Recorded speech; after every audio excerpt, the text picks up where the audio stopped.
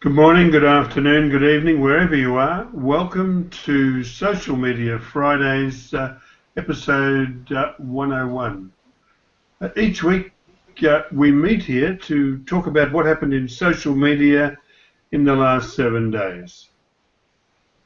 Topics of interest are posted on the Social Media Fridays community. You can post your own topics. You can even join us here on the panel. David Rozam is with us tonight. David is an SEO copywriter of 300 years standing, and I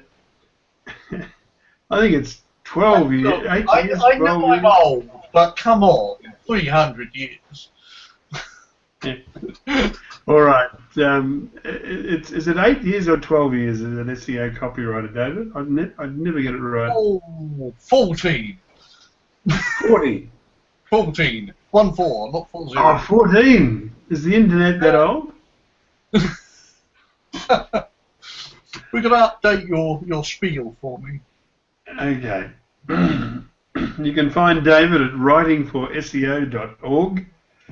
Edwin Jonk is CEO of Idist Host in the Netherlands. Edwin is an SEO and can be found at idesthost.nl. Masataki Wasa is CEO of wasaweb.net. He's also a Google top contributor on the AdSense community. And Masataki can be found at wasaweb.net. Tim Capper can be found in Corby. He's the only person the mayor is afraid of. He is CEO of onlineownership.com. He is a conversion rate optimization specialist and proud to call himself an SEO. He's also a Google top contributor on the Google My Business community. Okay, the topics today, it's some interesting things to talk about. Let me tweak this first. And the first one is it's titled People Follow the Money and It Isn't on Vine. I like Vine. I think it's a refreshing because it's confined to be short. I think it's refreshing. I think some of those pranks that they get up to are a bit stupid and dangerous. But then again, some people will do it without being encouraged by programs like Vine. What do we have to say about this one, guys?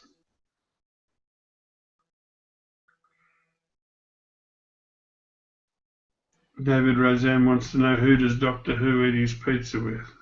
What does that mean? You know Doctor Who, don't you? I'm not allowed to watch. Angie hates it. The answer is garlic bread. Never mind. Oh, what does Doctor Who? Yes, what? Never mind. I shan't put any more jokes up in the chat because they don't go down very well. Shall I have a go? Shall I have a go at Vine? Yeah, sure. Shall I have a go at this? I think that as we get used to much longer videos on other media, 6 seconds or whatever a Vine is looking rather short. And if we're looking from a marketing and ad buying view here, which seems to be the thrust of the piece, they're probably saying, well, we can't actually say much in this. We can put our money into having a longer piece of engagement on any of the other platforms offering video now. So I think Vine is becoming more niche, and it's looking a bit lacking alongside other videos. Yeah, that sounds. Well, actually, I think it is the opposite. I think there's much more competition within that short video, and I do think it is popular and will become more popular. For example, Instagram added 60 seconds video. They updated that from 15 to 60 seconds. Snapchat. I don't see any mention of Meerkat, but And so of course, there's all the live videos on Facebook now. That's yeah, making a lot of and noise. Periscope. So yeah, I think they suffer from competition, and also I think the way to advertise on Vine is a little bit complex, especially if you compare it with Instagram.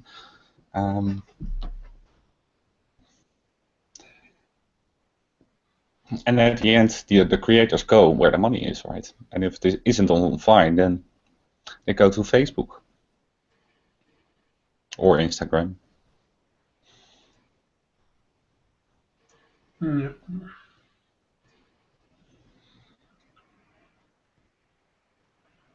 So when do we predict Vine will close?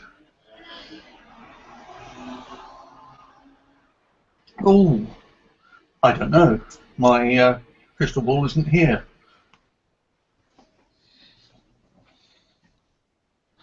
Well, Twitter does lag behind on ad revenue. As far as I know, they're not making any profit. They're losing money at the moment. So that's a problem for Twitter and for Vine. I think that's a good point. You know, it's a question of how long can Twitter survive, then, isn't it? Yes, yes.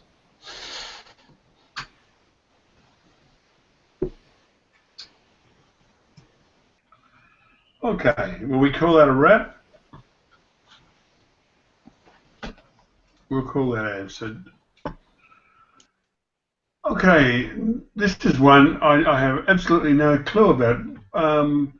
It's called. It's titled "Farewell to Typos in Telegram." I have to confess, I didn't even know there was an app called Telegram.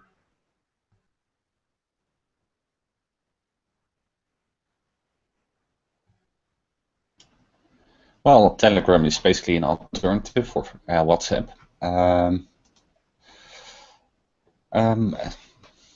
They did get a lot more users, especially in Brazil, where WhatsApp was blocked and people moved to Telegram. Before WhatsApp had point-to-point encryption, Telegram already had that. So now they added a new feature where you can edit your messages. I think the period is 2 days.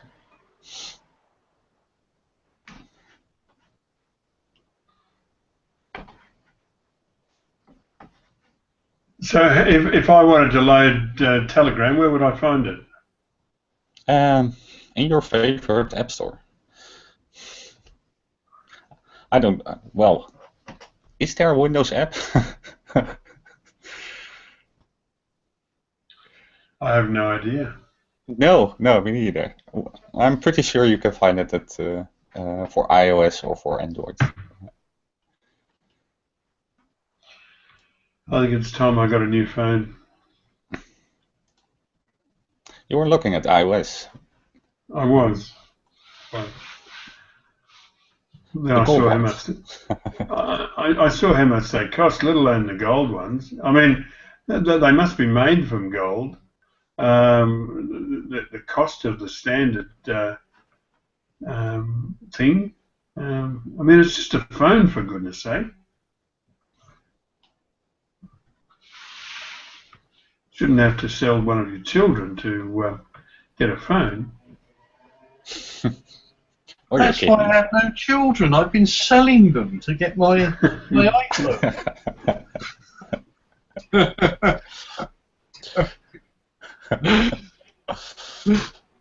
Okay, let me tweet this, and we'll move on. This is very interesting. You'd think that an organisation like Facebook would have algorithms to power their news headlines.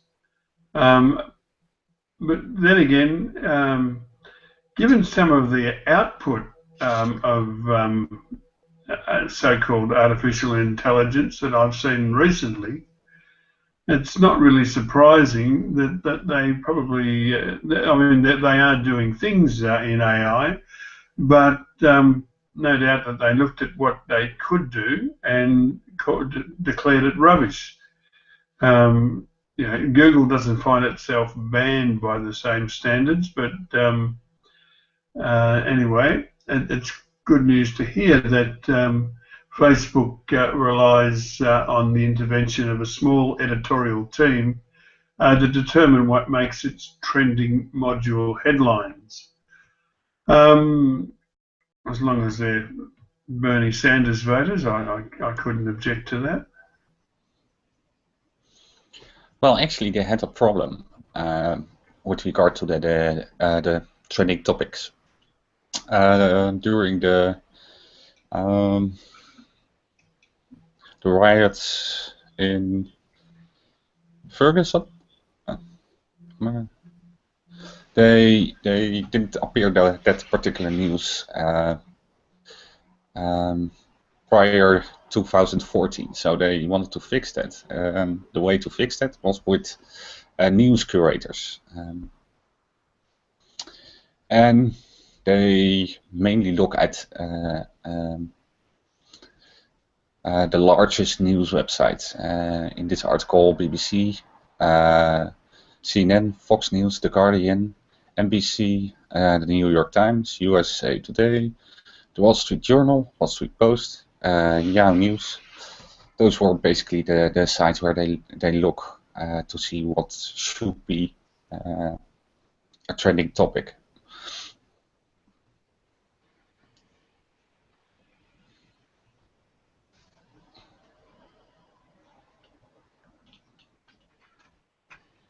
Anybody else?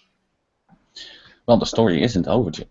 It was actually quite a long story, because in Gizmodo, following this particular article from The Guardian, Gizmodo interviewed a Facebook news curator, and they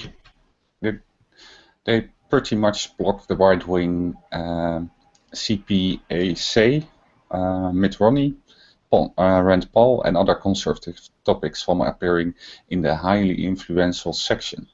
So that is quite a problem, right? If the news curators are only from Bernie. It is a big problem, and I'm sure Mitt Romney would have cause to be unhappy about that. Yeah, here in the Netherlands, you would know if you bought a particular newspaper that it was more socialist or more liberal, right? On Facebook, you don't know, right? You cannot make that decision to read something mainly from a socialist background or mainly from a commerce background, right? But that assumes that Facebook or any other company has to be politically neutral. There isn't, if you say they have a news organization kind of role, then they can have an editorial choice. In the sense that they're not like the BBC, in that they are funded publicly, therefore they have to be neutral. They have to be neutral, and they have to be seen as neutral. Facebook doesn't have to. It chooses to No, be. that's true. But Facebook added the news curators because the Ferguson riots didn't appear in the trending topics, and now that news curators are basically doing the same by blocking, in this case, conservative stories. Yeah. So Do I make sense, or? yeah. No, so that's okay. That the problem in a sense is that there is a very opaque system. We don't know where Facebook stands on certain issues. Does Facebook have a position? Does it have a corporate editorial position? If not, then that editorial decision is being made by a handful of people. I don't know who these people are, how many of them they are, because I haven't read the articles. But it's not going to be a huge number of people, right? It's going to be a relatively small number of people. Yeah, it's basically how I understand this is that Facebook does use algorithm, and that there are Facebook news curators that look at what is picked by the system and then upvote or downvote a particular story. That's how I read it, or as far as I understand. Yeah. The interesting thing is, arguably, Facebook is a huge news outlet. Yes. It has the power to sway people's opinions about certain things. And the problem is that, if you, as you said, Edwin, if you buy a newspaper, you know the political slant of that newspaper. Some newspapers are right-wing, some are left-wing, some are liberal, some are conservative. People know that, so that, in a sense, that you know where they stand. With Facebook, or any other company, it's not just Facebook that has this kind of system. Other social media platforms too have trending topics and things like that. So, the issue, as far as I'm concerned, is that we don't know where they stand. If they say, look, this is our editorial policies, this is where we stand politically on these issues, then in a sense it's fine. The problem is that we don't know. So, is it trying to be neutral? And it actually isn't, then that's a problem.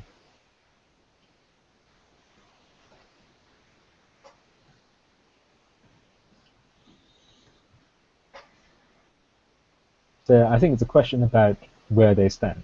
It's not a question of, as far as I'm concerned, it's not a question of is the particular process right or wrong, or is the particular method of choosing the story right or wrong. It's about being clear about where they stand on certain issues. Yeah, they have a duty to disclose. I mean, they're quite entitled and well within their rights to put any slant on anything, but they really should point that out. Yes, and those news curators could also inject stories, right? So it wasn't only up or down voting.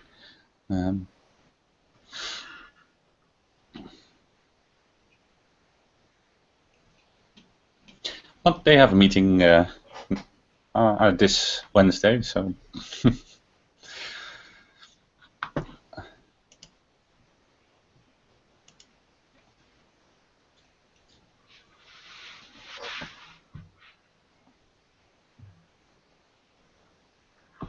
Yeah, Okay. I mean,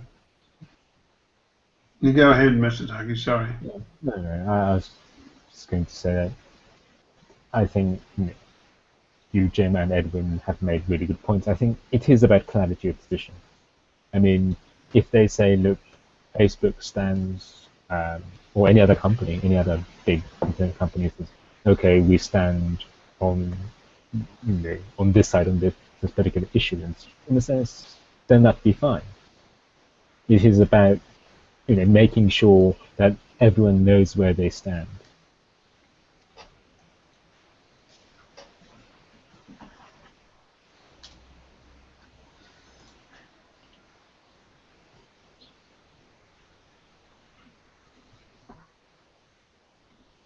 Shall we move to the next story, Jim?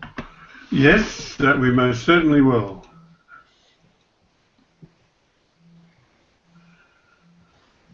Okay, speaking more of video, WhatsApp could be on the verge of launching video calls. Sort of like FaceTime, I guess, Edwin. Well, I would say finally, right? We already have Skype, Hangouts on air, and now WhatsApp is coming with video. You could already, there's already a voice, and just makes sense to have video too, right? Well, it's good for the user. I think this means that we're unlikely to see any charging for these services anytime soon. For WhatsApp, you mean? No, I mean for video calling. While you know, WhatsApp, while there are multiple players in the market, then it's likely that, you know, getting all of this great technology for free is going to continue. Yeah, I think the plan, as far as I know, WhatsApp doesn't make any money, but they did discuss that the way to get revenue is to sell services to companies. For example, a customer service, right? So that people can use WhatsApp to get the customer service of I don't know, a particular business, right? And then they charge that business for the call or some random, or some, at least that's how what I understand.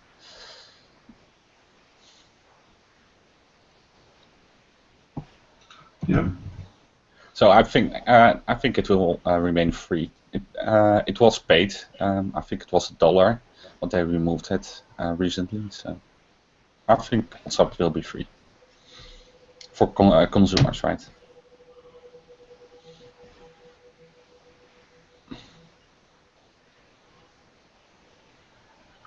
David, you'd be a big user of WhatsApp, wouldn't you?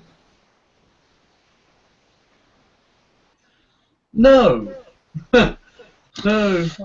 Most of my usage of such stuff is by that fruity company that you so like.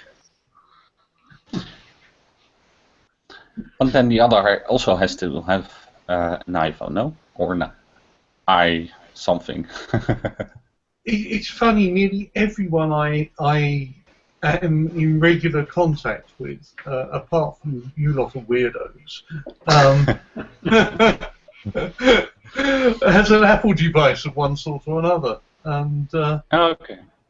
And iMessaging. Yeah, so that's good because it's because of the client on the desktop as well. So you know, I use iMessage all day, sitting at my iMac, and I can just carry on my phone while I'm away from it. So yeah, it's a good thing. Well, WhatsApp also has a desktop version. It's web.whatsapp.com. Yes, it does. Yes. It's more to do with you know, what the people I communicate regularly use with use, and there are a few. I don't say I don't use WhatsApp, but yeah, WhatsApp is by far, well, I suppose I use WhatsApp probably about the 10th of the amount I use iMessage. Well, I use all kinds of messaging tools, and sometimes a conversation just started with an email, then a text message, and then a WhatsApp, and from WhatsApp to Messenger, right? And then it becomes a little bit complicated. What was said, right?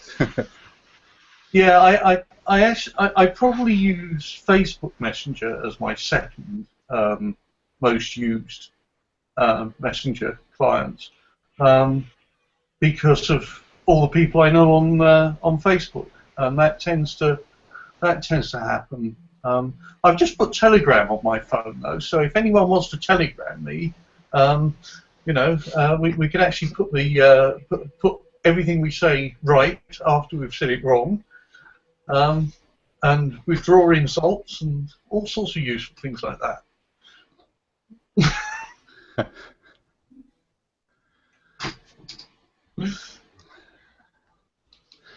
But now I have to install Telegram. Thank you, David. Jackie has gone to the post office to send a telegram by the look of it. Oh, yes. He's a wise man.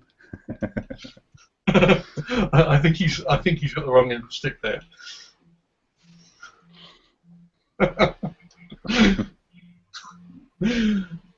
We seem to have gone off on a tangent here.